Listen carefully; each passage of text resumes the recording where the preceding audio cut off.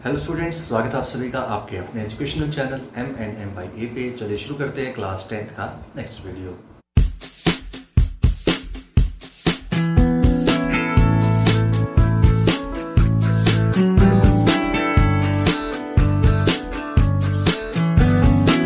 अगर अब तक आपने हमारा चैनल सब्सक्राइब नहीं किया है तो अभी सब्सक्राइब कीजिए और साइड वाला बेल आइकन को भी दबा दीजिए ताकि आने वाली वीडियो की नोटिफिकेशन आपको मिलती रहे।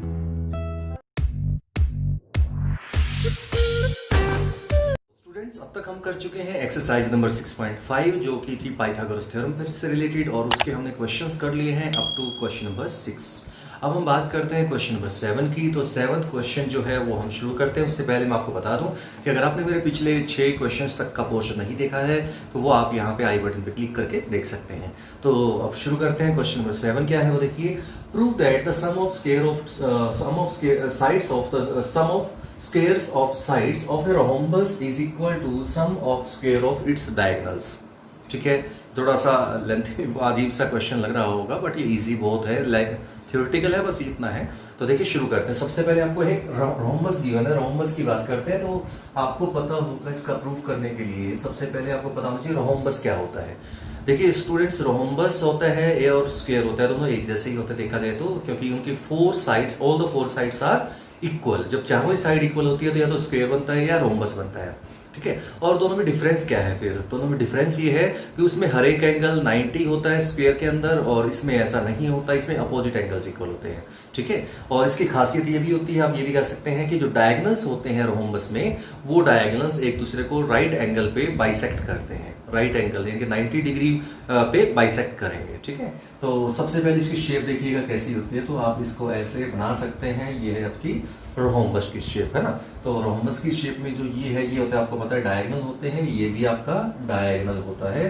तो ये प्रॉपर्टी होती है डायगोनल्स की कि जो डायगोनल होते हैं वो एक दूसरे को बाइसेक्ट करते हैं राइट एंगल पे। ठीक है, यानी कि ये जो बीच का एंगल है वो 90 भी आएगा, चारों एंगल 90 भी आएंगे, एंड बाइसेक्ट भी होगा। बाइसेक्ट का मतलब समझते होंगे, ये पार्ट और ये पार्ट सेम है। जैसे बीच में O है सपोज, तो मैं लिखता हूँ A B C और D। मैटर नहीं करता ABCD कहाँ ले रहे हैं, बट आपको नेमिंग डालनी सिंपली, तो मैंने नेमिंग डाल दी है। और जो इंटरसेक्शन पॉइंट है वो मैंने ले लिया है O। तो O पॉइंट पे ये दोनों डायगोनल्स AC और BD एक दूसरे को बाइसेक्ट भी कर रहे हैं और 90 डिग्री पे बाइसेक्ट कर रहे हैं दोनों। तो दैट मीन्स आप ये कह सकते हैं BO is equal to OD होगा और OA is equal to OC भी होता है। ये इसकी प्रॉपर्टी है, हमें प्रूव नहीं करना, हमें डायरेक्ट यूज करना है इस प्रॉपर्टी को। ठीक है, तो शुरू करते हैं। इसको करना कैसे है? तो सबसे पहले आपको प्रूव करना है, टू प्रूव करना सम ऑफ स्क्वायर्स ऑफ साइड्स, यानी कि AB स्क्वायर। देख सकते हैं साइड क्या क्या होती है, AB BC CD और AD। सो AB square plus BC square plus CD square plus DA square. ठीक है, स्क्वायर्स का जो साइड्स का जो स्क्वायर्स का सम है that is equal to sum of square of its diagonals. तो डायगोनल्स क्या क्या है इसका? एक तो AC डायगोनल है, ये रहा AC डायगोनल, और एक BD डायगोनल है, उन दोनों का स्क्वायर्स का सम ये प्रूव करना है आपको। शुरू करते हैं। तो स्टूडेंट्स आप देखिए ध्यान से, हम पाइथागोरस थ्योरम का यूज कर रहे हैं इस एक्सरसाइज के अंदर। तो पाइथागोरस थ्योरम देखिए कहाँ कहाँ बन रही है। तो पाइथागोरस थ्योरम बनती है राइट एंगल के अंदर। तो यहाँ पे राइट एंगल आप देख सकते हैं, this one this one this one और दिस वन, ये चार जो है ये आपको राइट एंगल दिख रहे होंगे, 90 डिग्री हर एक में है। सो हर एक को वन बाई वन लेना है आपको। तो आप सबसे पहले लिखेंगे इन ट्रायंगल AOD। सबसे ऊपर वाला ट्रायंगल लेता है पहले, ये वाला AOD। ठीक है, फर्स्ट ट्रायंगल ये है। तो सबसे पहले इसमें पाइथागोरस लगाइए। तो AD square is equal to simple hypotenuse square जो होता है that is equal to base square plus perpendicular square, यानी कि OA square plus OD square, OA square plus OD square. तो इसको नंबर 1 डाल दीजिए। तो हमारे पास एक साइड तो आ चुकी है, DA कह लीजिए या AD कह लीजिए, बात एक ही बनती है। तो इसी तरह से अब सेकंड वाले पे चलते हैं। मैं अब इस पे आ रहा हूँ। तो इन ट्रायंगल COD या DOC, ठीक है, ये DOC कह लीजिए या COD कह लीजिए, एक ही बात है। तो सेम वेजिटीज यहाँ पे भी जो हाइपोटेन्यूज है वो आपका है CD, 90 के सामने वाला हाइपोटेन्यूज होता है, आप जानते हैं अच्छे से। तो ये हो जाएगा OC square that is base square plus perpendicular square, यानी कि OD square. This is equal to equation number 2। Similarly अब थर्ड पे चलते हैं। थर्ड ये वाला ले लेता हूँ मैं। तो इन ट्रायंगल AOD में भी सेम, ये हाइपोटेन्यूज है, ये थोड़ा नीचे की साइड है, इससे फर्क नहीं पड़ता, हाइपोटेन्यूज रहता है 90 से सामने वाला। ठीक है, तो यहाँ पे भी सेम वही AB square is equal to OA square plus OB square. ठीक है, तो ये हो गया थर्ड इक्वेशन। एंड ऐसे ही लास्ट बच जाएगा BOC इन ट्रायंगल BOC। जो हाइपोटेनस है आप देख सकते हैं BC square is equal to OB square plus OC square and this is equation number 4। तो ये 4 इक्वेशंस आ चुकी हैं। आप देखें ध्यान से, चारों पार्ट आ चुके हैं। तो चारों को जो प्लस करना था, तो चारों साइड्स का स्क्वायर का सम हमारा तो आ चुका है। अब राइट साइड देखिए कैसे बनती है।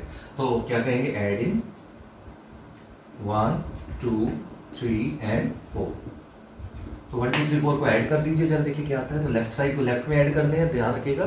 तो लेफ्ट साइड को लेफ्ट में ऐड करता हूं, तो AD square plus CD square plus AB square plus BC square. ठीक है, लेफ्ट साइड को ऐड कर दिया। राइट साइड को देखिए क्या बनता है। तो राइट साइड आ जाएगी OA square plus OD square plus यानी जो OD स्क्वायर लिख लीजिए, वो कोई फर्क नहीं पड़ता, ये वाला लिख लिया जैसे मैंने। तो अब मैं लिख सकता हूँ, फर्स्ट वाला लिख रहा हूँ OA square plus OD square. Add करना है कैसे भी, टोटल सब चारों को ऐड करना है, तो सारे की वैल्यू आ जानी चाहिए। बस ये है OC square plus OD square, ये भी हो गया, और OB square plus OC square. तो इन चारों को मैंने ऐड कर लिया है। तो ऐड करने के बाद देखते हैं। तो ये देखिए, ये 1 2 यहाँ पे, यानी कि आप देख सकते हैं OA 2 बार आया है। तो इसको मैं बोल सकता हूँ OA जो स्क्वायर है वो 2 टाइम आया, तो 2OA स्क्वायर आ गया। सिमिलरली OB भी 2 टाइम आया है, देखिए यहाँ पे भी, तो 2 टाइम OB स्क्वायर है। सिमिलरली 2 टाइम OC है, 2 टाइम OC स्क्वायर है, और 2 टाइम ही OD स्क्वायर है। जो बच गया, जो बिना सिंबल वाला रहता है, वो OD स्क्वायर बच गया है, तो OD स्क्वायर। ठीक है, तो 2 कॉमन निकाल दीजिए, तो आ जाएगा OA square plus OB square plus OC square plus OD square. ये आपका आ चुका है। तो स्टूडेंट्स, मैंने आपको अब स्टार्टिंग में बता दिया था, ये 9th क्लास में बताई जाती है बातें, कि जो रोम्बस होता है उसका जो डायगोनल्स होते हैं वो एक दूसरे को बाइसेक्ट करते हैं। ठीक है, बाइसेक्ट का मतलब होता है मिड पॉइंट पे कट करते हैं एक दूसरे को 90 डिग्री पे। ठीक है, तो यहाँ पे देखेंगे तो OA जो है, OA, तो OA जो O पॉइंट है, यहाँ पे क्या हो रहा है, बाइसेक्ट हो रहा है वो जो डायगोनल। ठीक है, तो डायगोनल बाइसेक्ट हो रहा है, तो OA को मैं क्या बोल सकता हूँ, हाफ ऑफ AC। बाइसेक्ट का मतलब समझते होंगे, बीच का मिड पॉइंट है ये। तो आप ये कह सकते हैं OA जो है वो AC का क्या है, हाफ है। ऐसे ही OC जो है वो भी AC का हाफ है। एंड सिमिलरली OD जो है वो BD का हाफ है, प्रॉपर्टी के अकॉर्डिंग करो 9th क्लास वाली। और OB जो है that is also half of BD। ठीक है, तो आपको सिर्फ यही यूज करने हैं। तो एज वी नो, सो यहाँ पे मैं इधर लिख देता हूँ 2 time as it is, OA की जगह मैं लिख लूंगा AC का हाफ और स्क्वायर साथ में। देखिए OA था, मैंने OA की जगह AC का हाफ लिख लिया, AC/2, AC का हाफ ही होता है।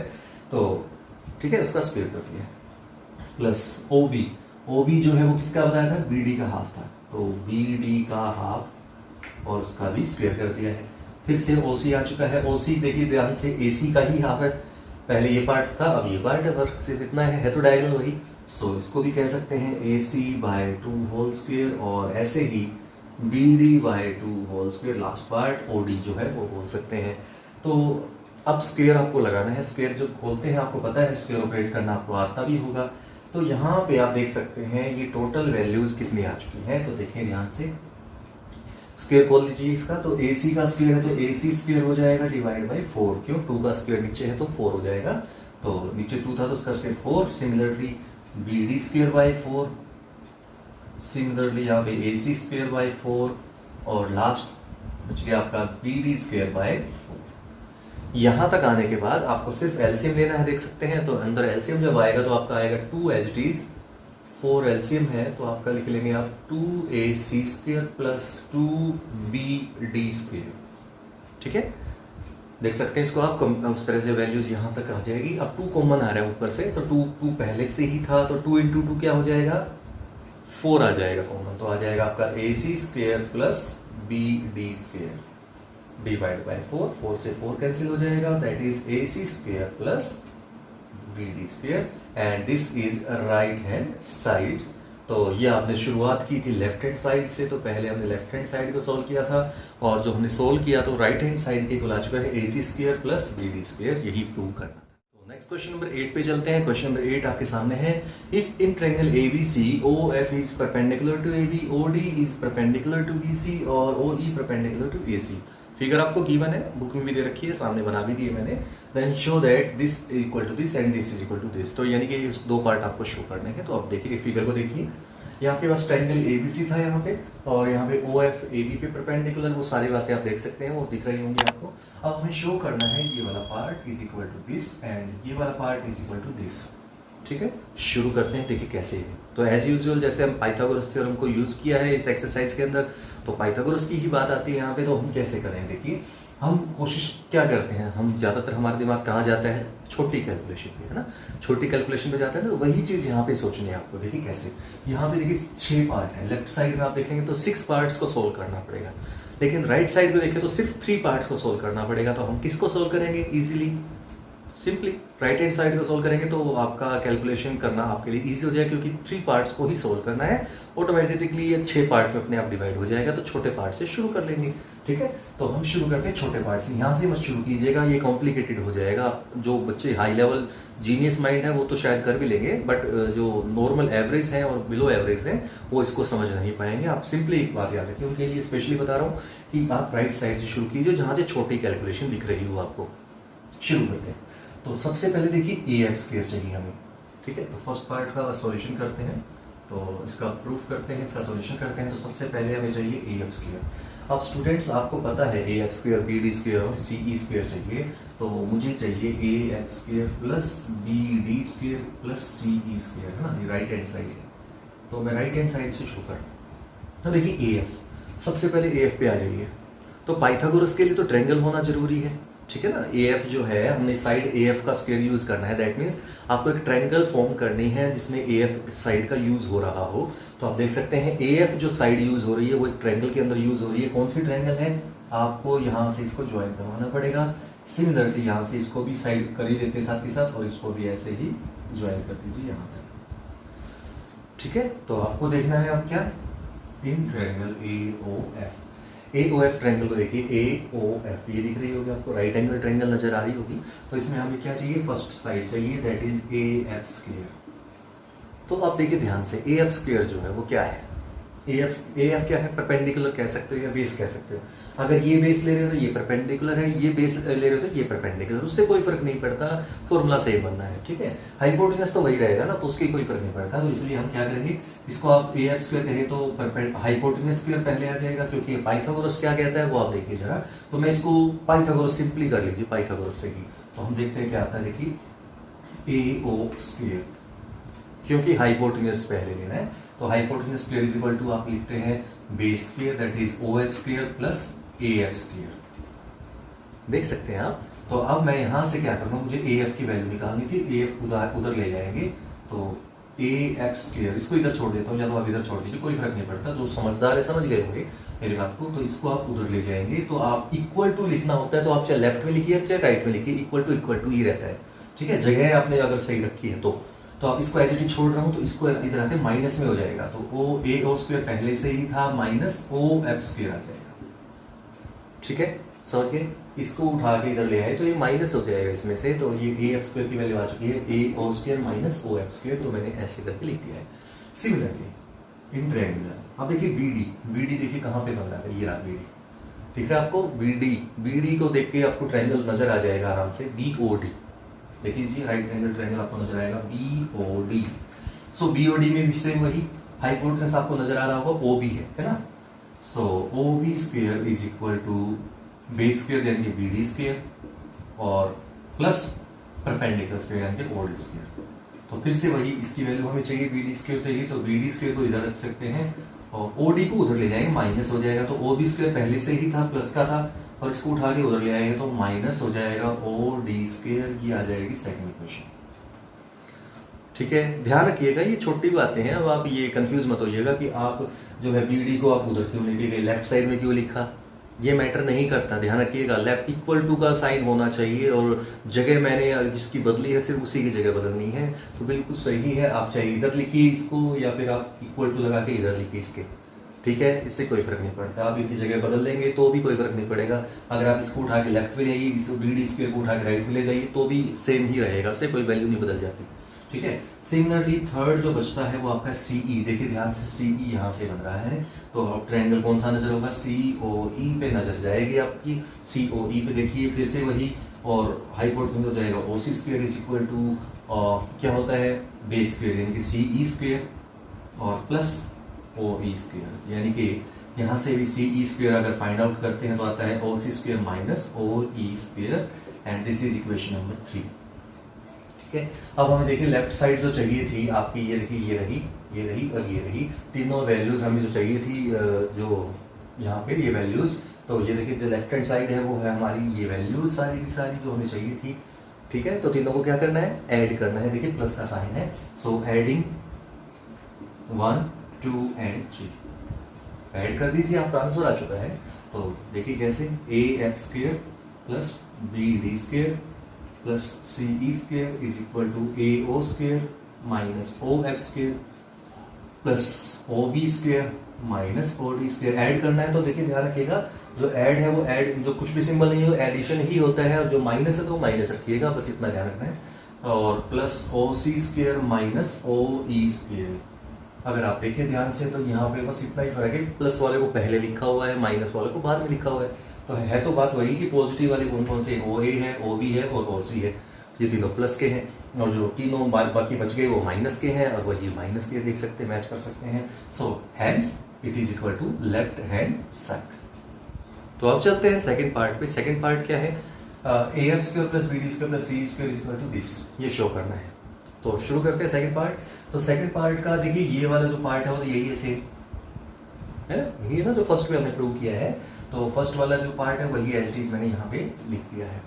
ठीक है, अब ये किसके इक्वल था, अब ये किसके इक्वल था, ओ ए स्क्वायर हमें पता है अच्छे से, O B square plus O C square minus O D square minus O E square और माइनस ओ एफ स्क्वायर। ठीक है, ये हमें अच्छे से पता है। अब हमें क्या बनाना है वो थोड़ा सा समझदारी से करना पड़ेगा, थोड़ा दिमाग थोड़ा सा अलर्ट होकर करना पड़ेगा। देखिए कैसे, अब मुझे बनाना है ए ई।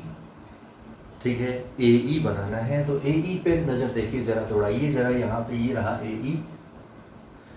तो जरा ध्यान से देखें, ए ई जो है दैट इज परपेंडिकुलर। अगर आपके नजरिए से देखें तो आप परपेंडिकुलर भी कह सकते हैं, बेस भी कह सकते हैं, बता चुका हूं मैं। तो अगर मैं इसको परपेंडिकुलर कहता हूं तो ओ ई क्या हो जाएगा, बेस हो जाएगा। ये बेस है, ये परपेंडिकुलर है, और ये 90 के सामने वाली साइड है, ये हाइपोटेन्यूज है। तो आप देखें ध्यान से, ए ई का स्क्वायर कैसे फॉर्म हो सकता है, ए ई का स्क्वायर किसके इक्वल होगा, किसके इक्वल होगा, hypotenuse square minus base square की। जानते हैं ना अच्छे से, क्योंकि आपको पता है base square plus perpendicular square is equal to hypotenuse square होता है, पाइथागोरस थ्योरम। तो यहाँ से अगर मैं बेस स्क्वायर कहूँ तो आपसे क्या आएगा, hypotenuse square minus perpendicular square आएगा। ये बात वैसे तो नॉर्मली समझ में आ जानी चाहिए, नहीं आ रही है तो एक बार प्रैक्टिस कर लीजिएगा। तो यहाँ पे अगर परपेंडिकुलर स्क्वायर अगर इधर छोड़ देता हूँ तो मैं बेस स्क्वायर को उधर ले जाऊंगा। ठीक है, तो आपको देखा जाए तो तीन फॉर्मूले ये बने हुए हैं, यहाँ से ये तीनों फॉर्मूले ही पाइथागोरस को ले जाते हैं। तो एक ही बात है, ठीक है, मतलब एक ही निकलता है पाइथागोरस का। तो आप इनमें से कोई भी फॉर्मूला हम यूज कर सकते हैं। ध्यान रखिएगा, जब हाइपोटेन्यूज की वैल्यू निकालनी होती है तो दोनों को प्लस किया जाता है, और जब बाकी दो की वैल्यू निकालनी होती है तो बीच में माइनस साइन आता है, और हमेशा हाइपोटेन्यूज स्क्वायर पहले आता है। तो शुरू करते हैं, यही कंसेप्ट मैं अब यूज करना चाह रहा हूँ ए ई के अंदर। तो आप थोड़ा रफली दिमाग लगाइएगा हल्का सा। तो ये ए ई अगर मेरा परपेंडिकुलर है, देखिए ध्यान से, अगर मैं इसको परपेंडिकुलर कहता हूँ तो हाइपोटेन्यूज है आपका ओ ई ओ ए, और बेस है आपका ओ ई। तो लगा दीजिए परपेंडिकुलर स्क्वायर वाला फॉर्मूला। तो यहाँ पे देखेंगे तो मुझे चाहिएगा ए ई के लिए चाहिएगा हाइपोटेन्यूज में होगा ओ ए स्क्वायर और बेस होगा ओ ई स्क्वायर। ठीक है, रफली कर लीजिएगा, कोई फर्क नहीं पड़ता। तो अब देखिए यहाँ से ये रहा ये, और ये रहा माइनस ओ ई स्क्वायर। तो इसको और इसको इकट्ठा कर लीजिए, तो आप ये कह सकते हैं ओ ए square minus O E square. इसको इकट्ठा प्लस कर दीजिएगा, प्लस माइनस जो भी है, साइन वही रखिएगा जो है, एच डी छोड़ दीजिए, प्लस। ठीक है, ये तो हो चुका है ए ई की बात, ए ई बन चुका है। अब आ जाइए सी डी पे। अब हमें सी डी बनाना है। अब देखिए सी डी कहाँ है, ये रहा सी डी। अब सी डी को मैं क्या कह रहा हूँ, मान लीजिए बेस कह रहा हूँ। ठीक है, बेस कह रहा हूँ, तो ऑटोमेटिकली ये क्या हो जाएगा, परपेंडिकुलर, और ये हो जाएगा हाइपोटेन्यूज। तो अब मुझे किसकी वैल्यू चाहिए, सी डी स्क्वायर की वैल्यू। तो अब जरा देखिए बेस वाला फॉर्मूला लगाइए। तो बेस में क्या है, सी डी स्क्वायर है ना, बेस का स्क्वायर करेंगे मतलब सी डी का स्क्वायर हो जाएगा। इस ट्रायंगल की बात कर रहा हूँ, ध्यान रखिएगा। इज इक्वल टू हाइपोटेन्यूज आपका क्या है, ओ सी स्क्वायर है, माइनस परपेंडिकुलर है आपका ओ डी स्क्वायर। तो O C square minus O D square जहाँ पे भी होगा उसकी जगह पे क्या आ जाएगा, सी डी स्क्वायर। तो देखिए ओ सी स्क्वायर ये रहा, और ये ओ डी स्क्वायर ये रहा, बीच में माइनस साइन भी है, तो इन दोनों को इकट्ठा रखना है। तो इकट्ठा रखना है तो रख दीजिए O C square minus O D square, और नेक्स्ट लाइन में इनकी जगह ये हम सी डी स्क्वायर लिख देंगे।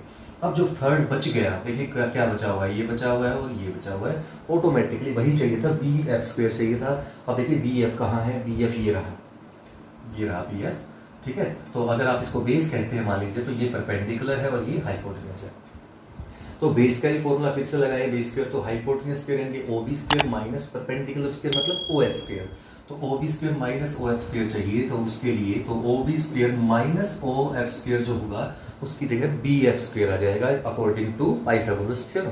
तो अब मैं इनकी जगह वैल्यू रख देता हूँ, तो ये आ जाएगा ए बी स्क्वायर जैसा कि मैंने यहाँ पे बता दिया था, प्लस इसकी जगह पे ये वैल्यू बता दी थी मैंने सी डी स्क्वायर, और ऐसे ही सिमिलरली थर्ड पार्ट जो आएगा वो आपका बी एफ स्क्वायर आ जाएगा, and that is equal to. Next आता है क्वेश्चन नंबर 9, बिल्कुल इजी लेवल का क्वेश्चन है, बिल्कुल इजी है, पाइथागोरस सिंपल लेवल के पाइथागोरस है। क्वेश्चन ये है, a ladder 10 metre long reaches a window 8 metre above the ground, find the distance of the foot of the ladder from the base of the wall. ठीक है, क्या है statement, मैं आपको समझा देता हूँ।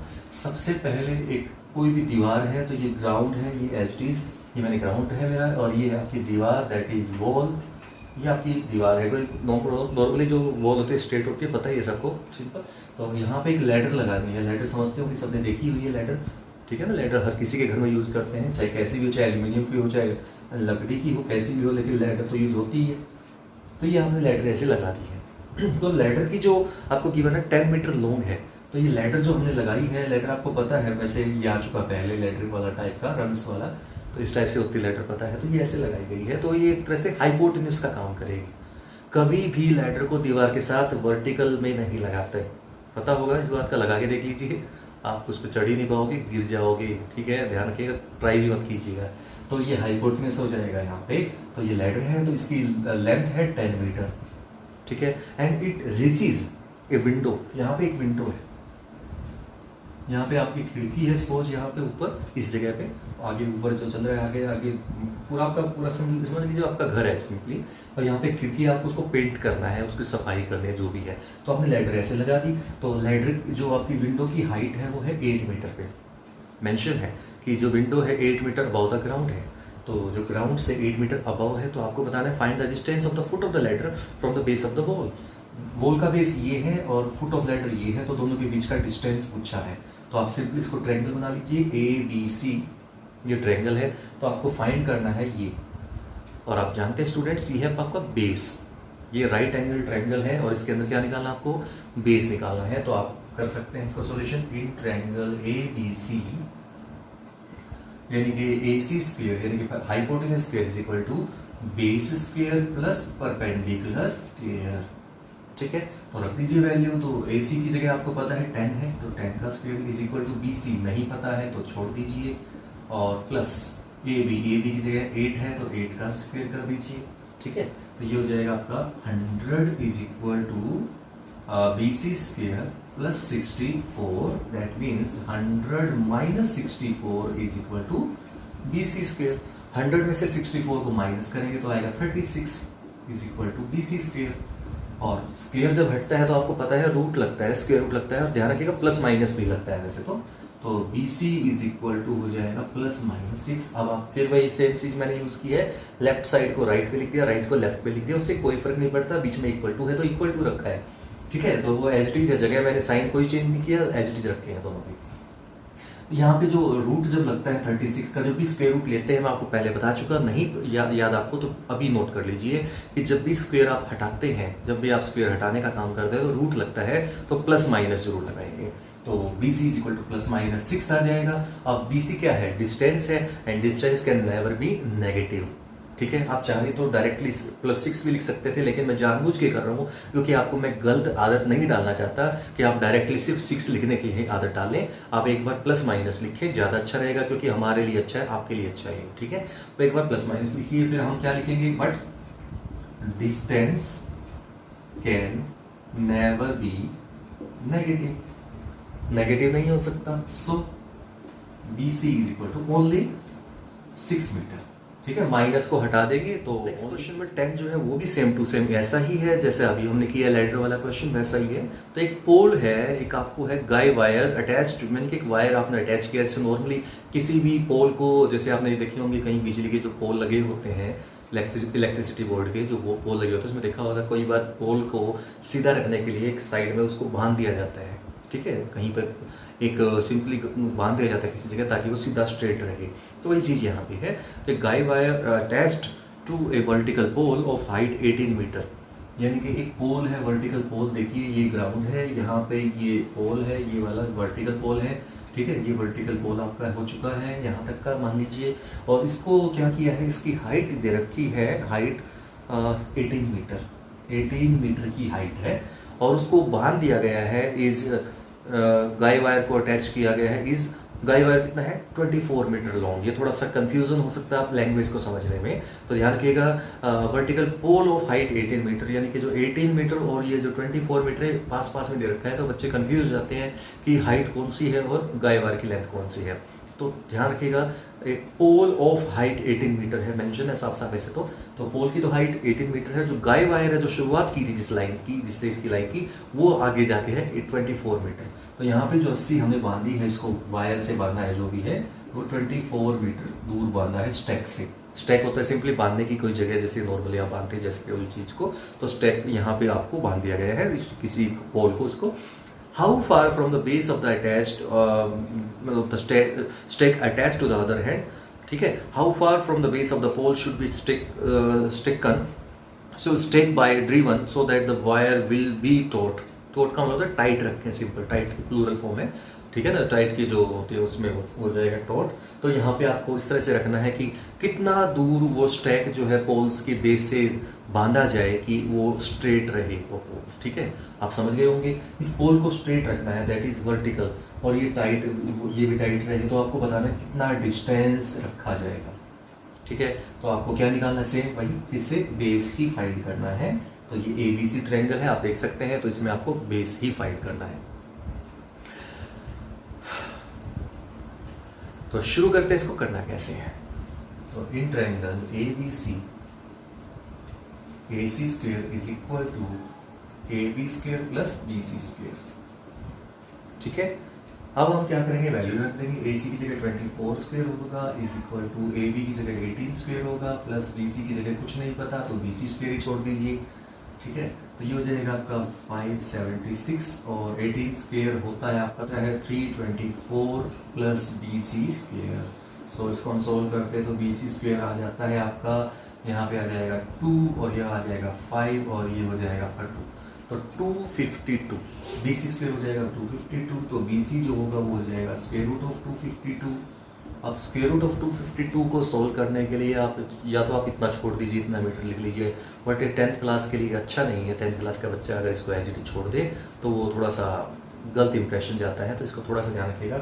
इसके प्राइम फैक्टर बनाएंगे जब आप इसके, तो प्राइम फैक्टर आप जब बनाते हैं ना, तो आप इसको प्राइम फैक्टर आपको बनाएंगे, फर्स्ट चैप्टर में बता दिया था प्राइम फैक्टर कैसे बनते हैं। तो उसकी वैल्यू आ जाएगी 6√7, ठीक है, यानी कि 6 × 6 × 7 बन जाएगा। 6 बाहर आ जाएगा, पेयर जिसका बन जाएगा बाहर आ जाता है, तो ये आ जाएगा 6√7 मीटर, यानी कि जो बेस है वो 6√7। चलते हैं नेक्स्ट क्वेश्चन नंबर 11 है। An aeroplane leaves an airport and flies due north at a speed of 1000 km/h. At the same time, another aeroplane leaves the same airport and flies due west at the speed of 1200 km/h. How far apart will be the two planes after 1.5 hours? Statement आपने शायद सुन ली होगी और आपकी book में देख भी सकते हैं, आपकी बुक में देख लीजिएगा। एक एरोप्लेन जो है एयरपोर्ट से, जो 2 एयरप्लेन चल रहे हैं एक ही टाइम पे और एट डिफरेंट स्पीड्स, तो दोनों की स्पीड्स अलग अलग हैं। तो सिंपली सबसे पहले डायरेक्शंस बनानी है आपको। सबसे पहले होता है नॉर्थ लिख लेते हैं, फिर साउथ, और फिर लिख लेते हैं ईस्ट, और फिर लिख लेते हैं वेस्ट, ठीक है। तो नॉर्थ, साउथ, ईस्ट, वेस्ट, ये आपकी डायरेक्शंस होती है नॉर्मली। तो यहाँ पे सेंटर से हमने कोई भी चीज़, जब भी कोई डायरेक्शन काउंट होती है तो सेंटर से ही करते हैं, ठीक है। अब वो कह रहे हैं कि फर्स्ट जो एरोप्लेन है वो नॉर्थ की तरफ फ्लाई करता है यहाँ से, इस बीच वाले पॉइंट से, and at a speed of 1000 km/h। तो नॉर्थ की साइड है, ऊपर की साइड समझ सकते हैं। सिंपली ये दिखने में ऊपर की साइड है, लेकिन एक्चुअली ये डायरेक्शन आपकी ये वाली होती है, आपने आगे पीछे दाएं बाएं वाली, ठीक है, ध्यान रखिएगा। तो नॉर्थ की तरफ गया वो, सपोज यहाँ पे वो पहुँच चुका है, यहाँ पे उसकी पोजीशन है, ये बीच में O है, ठीक है। स्पीड उसकी कितनी थी, 1000 km/h। तो स्पीड ऑफ फर्स्ट प्लेन आपकी थी 1000 km/h, ठीक है, नॉर्थ की तरफ जो गया है। सेकंड प्लेन उसी टाइम पे चला है, उसी एयरपोर्ट से चला है एट ड्यू वेस्ट की तरफ चला है। तो वेस्ट आप देख सकते हैं, ये वाली डायरेक्शन वेस्ट है। और मान लीजिए वो यहाँ पहुँच चुका है after some time B point पे, और स्पीड ऑफ सेकंड प्लेन हमारी जो है 1200 किलोमीटर पर आवर है। क्लियर है? तो उसकी पोजीशन यहाँ पे हमारी मान लीजिए बी पे पहुँच चुका है वो। तो आपसे पूछा है after 1.5 hour how far will be the distance of two planes, यानी कि दोनों प्लेन्स का डिस्टेंस क्या होगा। तो ये उसकी पोजीशन है फर्स्ट प्लेन की, ये सेकंड प्लेन की पोजीशन है, तो दोनों के बीच का आपको डिस्टेंस फाइंड करना है। ठीक है, आफ्टर 1.5 आवर, ध्यान रखिएगा। तो यहाँ पता है डायरेक्शंस जो होती है उनके बीच की जो एंगल होता है वो 90 डिग्री होता है, तो आपका राइट एंगल बन चुका है। अब हमारा काम सिर्फ इतना है, कुछ बच्चे सोचेंगे सिंपली यहाँ पे 1000 हो जाएगा, यहाँ पे 1200 हो जाएगा, सोल्व कर दिया। बिल्कुल गलत है, ये ऐसा नहीं करना है। ये क्वेश्चन थोड़ा सा अलग है, तो आपको थोड़ा सोचना है, आपको देखना है। देखिए स्पीड का मतलब क्या होता है, फर्स्ट की स्पीड की बात करें अगर, तो जो फर्स्ट प्लेन की बात करते हैं, ठीक है, फर्स्ट प्लेन की मैं बात कर रहा हूँ, तो इन 1 आवर, ठीक है, इन 1 आवर प्लेन ट्रेवल्स, कितना डिस्टेंस ट्रेवल करता है 1000 किलोमीटर। सिंपली स्पीड का मतलब तो यही होता है। अब कह रहा है 1.5 आवर, 1.5 आवर का मतलब आप समझ लीजिए 3/2 है ना, 3/2 बोल सकते हैं। तो 1.5 को हम सिंप्लीफाई करें तो 3/2 आवर्स में कितना हो जाएगा। तो ये चीज़ें 5th 6th क्लास के लेवल की है, तो इसको मल्टीप्लाई बाय 5/2 कर देते हैं। तो आप देख सकते हैं यहाँ पे हो जाएगा आपका 1500 किलोमीटर, यानी कि 3/2 आवर्स में, यानी कि 1.5 आवर में जो फर्स्ट प्लेन है वो इतना डिस्टेंस ट्रेवल कर लेगा। दैट मीन्स देखिए यहाँ से शुरू किया था उसने उठना और यहाँ तक पहुँच चुका है, तो जो डिस्टेंस ट्रेवल किया वो 1000 तो स्पीड थी, ध्यान रखिएगा। ये है हमारा डिस्टेंस 1.5 आवर में। तो 1.5 आवर में मान लीजिए वो यहाँ पहुँच चुका है, तो उसकी डिस्टेंस जो है वो 1500 किलोमीटर है। ठीक है, सिमिलरली सेकेंड प्लेन की बात करते हैं, तो इन 1 आवर प्लेन ट्रेवल्स 1200 किलोमीटर, यानी कि सेकंड आवर जो प्लेन है वो आपका 1 आवर में 1200 किलोमीटर चल रहा है।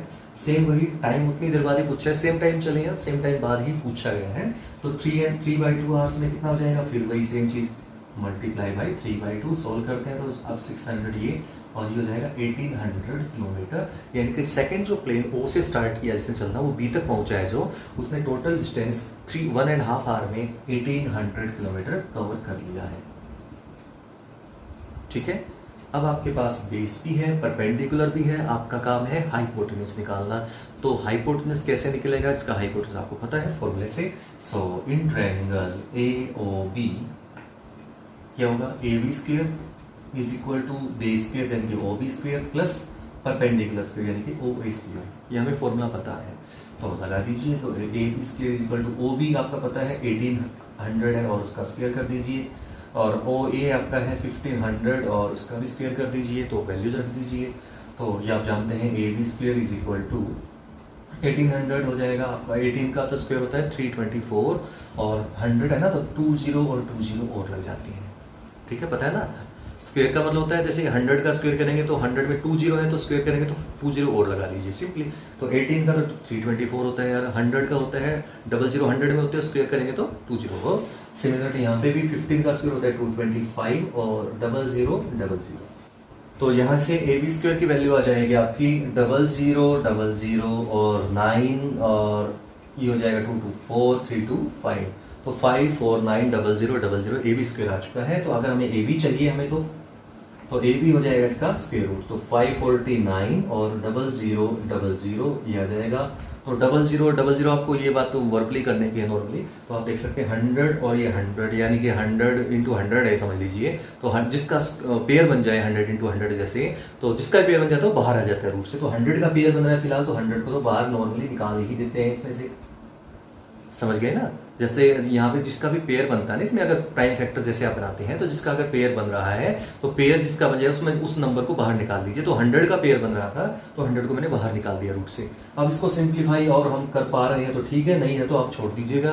तो आप देखिए यहाँ से इसको आप 9 कॉमन आ रहा है, इसमें से 9 × 61, ठीक है ना, 9 × 61, और 9 का भी रूट होता है हमें पता है, 9 का रूट होता है 3, है ना, तो वो 9 जो है वो यानी कि 3 इंटू 3 हो जाएगा, 3 का पेयर बन गया ना उसमें, तो 3 बाहर आ जाएगा और 100 पहले से ही है, तो हो जाएगा 100 इंटू 3 यानी कि 300 रूट 61 किलोमीटर। स्टूडेंट्स, इसी के साथ आज का ये वीडियो मैं यहीं पे एंड करता हूँ। उम्मीद करता हूँ आपको समझ में आया होगा। तो अगर आपने मेरे चैनल को सब्सक्राइब नहीं किया है तो सब्सक्राइब कर दीजिएगा, लाइक कीजिएगा, शेयर कीजिएगा। मिलते हैं नेक्स्ट वीडियो में, तब तक के लिए thank you for watching my video.